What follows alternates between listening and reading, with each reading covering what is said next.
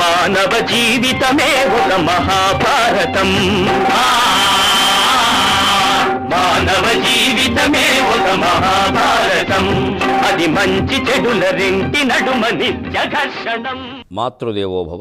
మాతా త్వమేవ చ పితా చ గురుస్త్వమేవ, విద్యాత్వమేవ సువధాన విధాత్వమేవ, మానం త్వమేవ చ విమానకథాత్వమేవ, సర్వం వృధైవ తవ పాదసుమే వినామే సర్వం వృధైవ. సంసార జీవితాన్ని సాగిస్తూనే సన్యాసి వలె నిశ్చింతగా ఉండే విధానాన్ని మనకు అవగాహన కవిస్తూ ఉన్న మహాభారత కథాశ్రవణం కోసం ఎదురు చూస్తూ ఉన్న భక్తి టీవీ ప్రేక్షక మహాశయులందరికీ కవి బ్రహ్మ తెక్కిన సోమయాజి రచించిన ఆంధ్ర మహాభారతం భీష్మ పర్వానికి సాగుతున్న సామాజిక వ్యాఖ్యలో భగవద్గీత భాష్యంలో 905వ భాగానికి స్వాగతం పలుకుతున్నాం. మానవ జీవితమే ఒక మహాభారతం, అది మంచి చెడుల రెంటి నడుమ నిత్య ఘర్షణం. బ్రహ్మార్పణం బ్రహ్మహవిః బ్రహ్మాగ్నౌ బ్రహ్మణాహుతం బ్రహ్మైవ తేన గంతవ్యం బ్రహ్మకర్మ సమాధినా. ఈ శ్లోకం జ్ఞానయోగంలో చాలా ముఖ్యమైంది. దీన్ని సాధారణంగా చాలా చోట్ల ఈ వసతి గృహాల్లోనూ వాటిల్లోనూ కొన్ని సంస్థల వారు కూడా ప్రత్యేకంగా భోజనానికి ముందు చదివిస్తారు పిల్లల చేత. ఎందుకంటే ఇందులో భోజనానికి సంబంధించిన కొన్ని మాటలు ఉన్నాయి. బ్రహ్మ అర్పణం హుతం అని. ఈ తింటున్న ఆహారం పరమాత్మ కల్పితం. బ్రహ్మ అంటే ఇక్కడ చతుర్ముఖ బ్రహ్మ కాదు, పరమాత్మ కల్పితం. బ్రహ్మ హవిహి, ఆ హవిస్సు కూడా అది. చేస్తున్న బ్రహ్మణ హుతం, ఈ హుతం వేస్తున్నవాడు కూడా బ్రహ్మే. అంటే ప్రపంచమంతా బ్రహ్మమయం తప్ప మరొకటి లేదు, సర్వం బ్రహ్మమయం. మానస సంచరరే బ్రహ్మణి. ఇలాగ మీరు ఈ భావన అన్నమాచార్య యొక్క భావన, ఆయన మీద బ్రాహ్మణుడి మీద పడేటువంటి ఎండ, లేకపోతే మరొకటి మీద పడే ఎండ, లేదా పర్వత శిఖరం మీద పడేది, పంది మీద పడేది అన్నీ సమానమే అంటారే. బ్రహ్మం ఒక్కటే, పరబ్రహ్మం ఒక్కటే. ఈ మొత్తం గేయాలన్నీ ఈ శ్లోకం నుంచి పుట్టాయి. ఇది భోజనానికి ముందు చదవడం సరైన పద్ధతి అయినా భోజనంతో వదిలేసే వ్యవహారం కాదు. ఇది జనం కోసం పుట్టింది తప్ప భోజనం కోసం పుట్టాల. శ్రీకృష్ణుని కాలం నాటికి, భారత కాలం నాటికి యజ్ఞమే ప్రధానమైన కర్మ కాబట్టి యజ్ఞం అనేటువంటి కర్మలో ప్రతి అవయవము ప్రతి అంగము బ్రహ్మస్వరూపమే అని చెప్పాడు. మనం ఈవేళ ప్రతి సంస్థకి ప్రతి దానికి మీ కార్యకలాపాలన్నిటికీ దీన్ని అన్వయించుకోవాలి. బ్రహ్మార్పణం యజ్ఞం చూసుకోండి. యజ్ఞంలో వేసే పదార్థం బ్రహ్మకర్పణం పరమాత్మకి. బ్రహ్మ హవిహి, అందులో వేసే హవిస్సు కూడా పరమాత్మయే, ఆత్మస్వరూపమే. బ్రహ్మ అగ్నం, ఆ హవిస్సు వేసే అగ్ని అది కూడా బ్రహ్మనే అగ్ని. హుతం బ్రహ్మణ, ఈ వేస్తున్నవాడు కూడా పరబ్రహ్మస్వరూపమే. సరే, మొత్తం ఈ ప్రక్రియ వల్ల పొందదగింది ఏమిటి? బ్రహ్మైవ తేన గంతవ్యం. తేన గంతవ్యం బ్రహ్మయేవ, పరమాత్మయే పొందవలసింది. మొత్తం ఇది కర్మ బ్రహ్మకర్మ, ఇది జ్ఞానపరమైన కర్మ సమాధిన. చివరికి ఆ జ్ఞానకర్మ, బ్రహ్మ అంటే ఇక్కడ జ్ఞానం. తత్వ తపో వేద యోగవాచకం బొగునేని బ్రహ్మంబు నాబడు అని చెన్నైసూరి బాల వ్యాకరణంలో అంటాడే. ఇక్కడ బ్రహ్మకర్మ అంటే జ్ఞాన సంబంధమైన కర్మ, తత్వ సంబంధమైన కర్మ. కర్మ చేస్తూ కర్మ వెనకాల తత్వం గురించి ఆలోచించు. కేవలం కార్మికుడిగా మిగిలిపోగలగ. ఆ కర్మకు తత్వం, మీరు ఏ పని చేస్తున్నప్పుడు ఆ పని యొక్క అసలు ఇది ఎలా పుట్టింది, ఈ పని ఏమిటి, దీని వ్యవహారం ఏమిటని ఆలోచిస్తే జ్ఞానం కలుగుతుంది. అది ప్రతిదాన్ని ఆ బ్రహ్మకర్మగా భావించు. అందుకని బ్రహ్మదేవుడి వల్ల వచ్చిన కర్మమ్మ అని ఆలోచించక, ఈ కర్మ బ్రహ్మదేవుడి వల్ల బాగా రాశాడు, ఆయనకి ఏమిటి పనమ్మ నీ నుదుటి మీద నా నెత్తి మీద రాయడం, ఇలా రాస్తూ కూర్చుంటాడు చూసిరాత ఆయన. అలా అయితే వాళ్ళ ఆవిడ ఈ పాటికి విడాకులు ఇచ్చేయాలి ఆయనకి. ఎంతసేపు రాస్తావయ్యా, నాకు ఇంతవరకు ప్రేమలేఖ అయినా రాయలేదు. అది మనం పెట్టుకున్నవి ఇవన్నీ. మన కర్మ మనం అనుభవించి తీరాలి. అది మన వాసన కారణంగా మన జీవుడితో కలిపి ఉంటుంది. ఆ వాసనల కారణంగానే జీవుడు శరీరం ఏర్పడుతుంది. కాబట్టి ఆ శరీరంలో అరచేతిలోనో నుదుటి మీదో ఏదో గీతల రూపంలో ఉంటుంది. అది ఆ రక్తంలో ఉంటుంది, రక్తంలో ఉన్నదే గీతల్లో వస్తుంది. అందుకే అరచేతిలో గీతలు కూడా ఒకరికి ఇంకొకరికి ఒకలా ఉండవు కదా. ఏ ఒక్క జీవికి 750 కోట్ల మంది మానవుల్లో ఎవరి అరచేతిలో గీతలు ఒక్కలా ఉండవు అని జ్యోతిష్శాస్త్రాన్ని సాముద్రికాన్ని ఏం తప్పుపట్టక్కల. కానీ దేనికి ఏమిటో తెలుసుకోవడం ఎలాగా ఆ లెక్కల్లోనే తప్పులు ఉంటాయి. అంటే అందరినీ నమ్మడానికి వీల్లేదు. ఈ పేరు చెప్పి జ్ఞానం బోధించడం కంటే మోసమే ఎక్కువ జరుగుతుంది. అందుకని వాటి విషయంలో జాగ్రత్తగా ఉండడం చెప్పాల్సి వస్తుంది. లేకపోతే శాస్త్రాన్ని మనమేం తప్పటం. నిజంగానే ఆ చేసిన కర్మఫలాలన్నీ మనస్సులో పేరుకుంటాయి. వాటిని వాసన అంటారు. చేసినప్పుడు సంకల్పం చేసినప్పుడు అది మనస్సు, నిశ్చయంగా చేసినప్పుడు అది బుద్ధి. అది పేరుకుని జిడ్డు కట్టి వాసన ఉండవు. నేను ఇలా చేశా, నేను ఇంకెవరూ చేయలేదు, నేను ఒక్కడనే చేశా ఇలాగ. అసలు మా వంశంలోనే ఎవరూ చేయలేదు. ఈ యజ్ఞం ఇప్పుడు కూడా చూడుకునే యాగాలు ఇంతవరకు కలియుగంలో ఎవరు అశ్వమేధ యాగం చేయలేదు. నేను ఒక్కడనే. ఇదే కర్మవాసన. ఈ వాసన బాగా పట్టింది. వీడు వచ్చే జన్మలో అశ్వమే పుడతాడు, జ్ఞానం కలగదు. ఇక్కడ అశ్వమేధ యాగం చేశానని గొప్పలు చెబుతున్నాడు తప్ప దానివల్ల కలగవలసిన జ్ఞానం కలగల.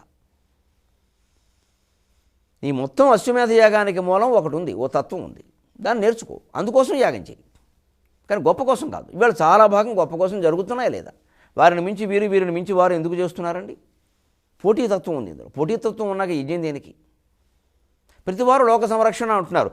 జరిగే గ్యాంగ్ రేపులు జరుగుతూనే ఉన్నాయి. ఢిల్లీ పైగా 2 రోజులకు ఒకటి, రోజుకి 2 భారతదేశంలో. మరి ఇన్ని రకాల యజ్ఞాలు, ఇన్ని రకాల యాగాలు, ఇన్ని రకాల శాంతి హోమాలు, ఇన్ని రకాల పెద్ద ప్రార్థనలు, ఇన్ని రకాల చేసేటువంటి రకరకాల మతాలకు సంబంధించిన రకరకాల ప్రార్థనలు, రకరకాల పండుగలు, ఏవి గ్యాంగ్ రేపును ఆపలేకపోయే ఆ అమ్మాయి బలైపోతుంది. మరి మనం ప్రపంచ శాంతి అంటున్నాం. ఎక్కడ మన దేశంలో లేదు, మన ఇంట్లో లేదు శాంతి. ఎందుకంటే అసలు మనం చేసినప్పుడు ప్రపంచ శాంతి సంకల్పం కాదు, ఎదుటివాడి కంటే గొప్పగా చేయడం సంకల్పం. అందువల్ల అది నెరవేరింది, శాంతి కలగల. నీ మనస్సులోనే లేదు శాంతి. అంచేత యజ్ఞం చేసేటప్పుడు చేస్తున్నది పరమాత్మ, అగ్నిదేవుడు పరమాత్మ, అగ్నిలో వేసే పదార్థం పరమాత్మ, దీని ద్వారా పొందదగింది పరమాత్మ. మొత్తం మీద జ్ఞానం కోసం నేను దీన్ని చేస్తున్నా, చందాలు వసూలు చేయడానికి కాదు అంటే అప్పుడు ఇది బ్రహ్మకర్మ సమాధిన. దీన్నే మీకు విష్ణు సహస్రంలో ఇంకా చాలా చక్కగా సూక్ష్మంగా చెప్పారు.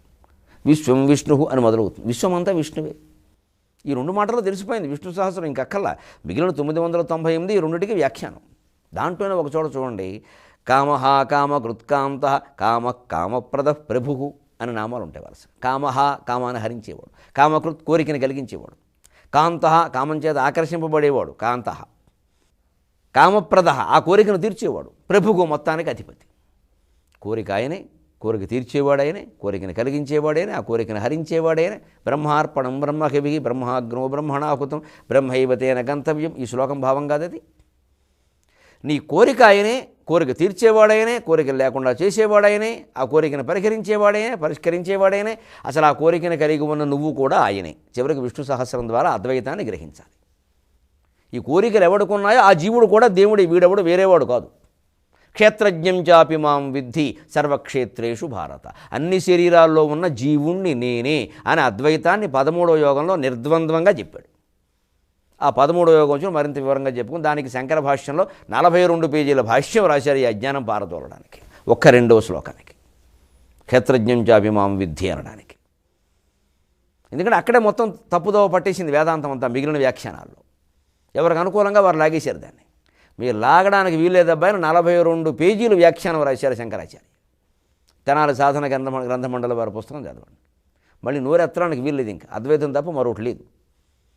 అద్వైతయే సరైన జ్ఞాని. మిగిలినవన్నీ దానికి ఉపాంగాలు కావచ్చు, మెట్లు కావచ్చు, తోట్లు కావచ్చు, జ్ఞానం మాత్రం కాదు. బద్దలు కూడా చెప్పవలసిందే అద్వైతం గురించి, మొహమాటం ఏమీ లేదు. అది చెప్తేనే సమస్యలకు పరిష్కారం. నువ్వు ద్వైతం పెట్టినంతకాలం ఎక్కువ తక్కువలు, పోటీలు, అసూయలు, గొడవలు ఉంటూనే ఉంటాయి. ఇక్కడ విజయవాడ బస్టాండ్లో ఉండే బదులు వైకుంఠంలో ఉంటాయి అంతే. కాకినాడలో ఉండే బదులు కైలాసంలో ఉండే. అక్కడికి వెళ్ళినా బుద్ధి మారలేదుగా. ఎందుకంటే కైలాసం వైకుంఠం సంబంధించిన పురాణ కథలు చదవండి. అక్కడ కూడా అసూయలు, గొడవలు, ద్వేషాలు, భార్యాభర్త తగాదపడడం, కిందికి రావడం, అవతరించడం, మళ్ళీ ఇవన్నీ ఎందుకు వచ్చాయి? మరి అక్కడ ఉంటున్న దేవతలు అనుకుంటున్న వాళ్ళ మధ్యలోనే అవి ఉంటే మనం అక్కడికి వెళ్ళేదో సాధిద్దామనుకోవడం అజ్ఞానం. అంచేత లోపల ఉన్న జీవుడు దేవుడే, వాడే పడుతున్నాడు. ఇవన్నీ పండేయండి. ఎవడు తేరుకుంటాడో వాడు దైవస్వరూపం అవుతాడు. ఓ పెద్ద తెర మీద రంగులు బొమ్మలు వేశారు. ఎక్కడ రంగు లేదో, బొమ్మ లేదో అక్కడ తెరే ఉంది. ఎక్కడ రంగు ఉందో అక్కడ తెర కనపడలా, రంగు కనపడింది. నువ్వు కనపడిన దాన్ని బట్టి ఇక్కడ పడవా, ఇది నీరు, ఇది ఆకు, ఇది చాకు అన్నావు. ఏమీ లేనప్పుడు తెర అన్నావు. అది తెర నిజం, ఈ బొమ్మలు అబద్ధం. ఈ బొమ్మల్లోనే మహావిష్ణువు ఓ బొమ్మ, శివుడు ఓ బొమ్మ, నేను ఓ బొమ్మ, నువ్వో బొమ్మ. అందుకే యోగ వాసిష్టంలో చాలా స్పష్టంగా చెబుతారు, విచారేణ పరిజ్ఞాత స్వభావస్య మహామతే అనుకంప్యా భవంత్యేతే బ్రహ్మ విష్ణుంద్ర శంకరా. ఎవడు ఆత్మతత్వ విచారం చేసి తాను భగవత్ స్వరూపాన్ని నేను తెలుసుకుంటాడో వాడు బ్రహ్మ విష్ణు ఇంద్ర శంకరా. బ్రహ్మని, విష్ణువుని, శంకరుణ్ణి, ఇంద్రుని చూసి జాలిపడతాడు. ఏమిటో ఇంకా వాళ్ళు కొన్ని లోకాలు పెట్టుకుని అక్కడ కూర్చొని భార్యలను పెట్టుకుని కాపాడుతామని ఒకడు, కాపాడలేదని ఒకడు, ఏమిటో ఇదో అజ్ఞానం అని వాళ్ళని చూసి జాలిపడతాట. బ్రహ్మ విష్ణుంద్ర శంకరా అనుకంప్యా భవంతి ఏతే. ఇంత ఖచ్చితంగా ఉంటుందండి యోగ వాసిష్టం, భగవద్గీతకి మూలం. వాళ్ళని చూసి జాలి పడతాడు. ఆ స్థితికి వెళ్ళాలి మనం.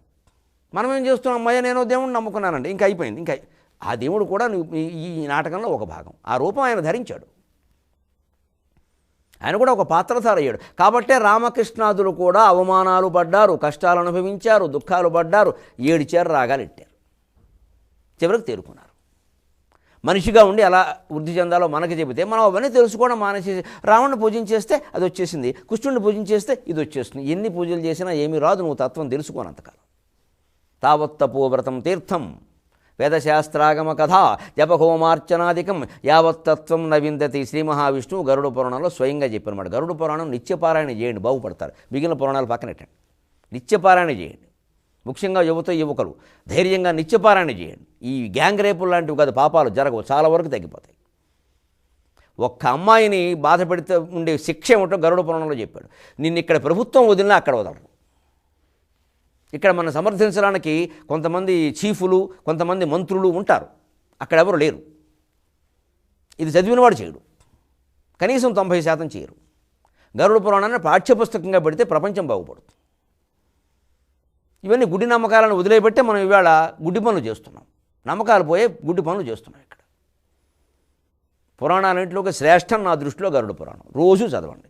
నేను మొహమాటం లేకుండా చెబుతున్నా. ఏడాదిగా మా అమ్మగారు పోయినప్పుడు మొదలుపెట్టాం. మామూలుగా పద్ధతి మరి మా వాళ్ళు అందరూ అంటారు కదా, మొదలుపెట్టాను. దానికి వాళ్ళు ఏదో కొంతమంది చదివారు, వెళ్ళారు. నేను అప్పుడు మొదలుపెట్టాను. నాకు అవ్వలేదు, నాకు అవ్వదు అలాగా. నాకు అయిపోవడం ముఖ్యం కాదు. అప్పటి నుంచి మొదలుపెట్టి రోజు 4-5 పేజీలు చెప్పుకుని చదువుతున్నా. నిన్న మొన్న పూర్తయింది. ఎంత పరిజ్ఞానం పొందామో, ఎంత ఆనందం పొందామో మీకు ఎంత అందిస్తున్నాము.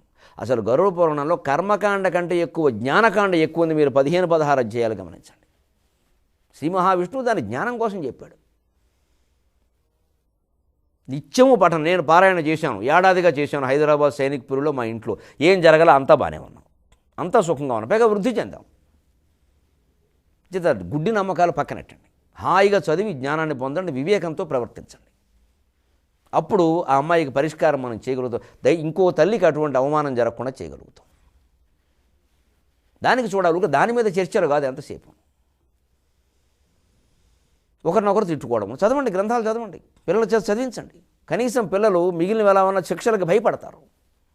అమ్మో ఇలా చేస్తారట. బొమ్మలు కూడా వేశారు అందులో, విశాలాంధ్రలో నవోదయాలు దొరుకుతున్నాయి. అది చెయ్యాలి. ఆ తద్వారా జ్ఞానం కలిగించాలి. ఆ జ్ఞానం నువ్వు పొందనంత వరకు ఇవన్నీ ఊరికే కర్మల కింద మిగులుతాయి. అంతే, అలా వదిలేసి ఊరుకోకండి దానికి. ఇప్పుడు చూడండి, నిజమే గరుడ పురాణంలో విధించిన శిక్షలు చదివితే కొంతమందికి భయాలు కలుగుతాయి. అప్పుడు ఏమంటే ఏమిటో ఇదివరకు బాగానే ఉండేవాళ్ళం, ఈ పురాణం చదివాక జ్వరం వచ్చేస్తుంది, ఇవన్నీ అనుభవించాలా. ఇప్పుడు మనకు ధైర్యం చెబుతున్నాడు పరమాత్మ. అపిచేదసి పాపేభ్యః సర్వేభ్యః పాపకృత్తమః సర్వం జ్ఞానప్రవేణైవ వృజినం సంతరిష్యసి. ఎంత గొప్పవాడండి కృష్ణ పరమాత్మ. గరుడ పురాణం చదివావా అబ్బాయి? అబ్బాయి అయితే పర్వాలే, చాలా తక్కువ తప్పులు చేస్తాడు. మరి నా బోటుగాడు 50 ఏళ్ళ వాడు చదివితే చాలా చేసేసాం, ఎప్పటికే పాపాలు. మా పరిచయ పత్రాల్లో మా పుణ్యాలు చెబుతామమ్మా, పాపాలు చెప్పం.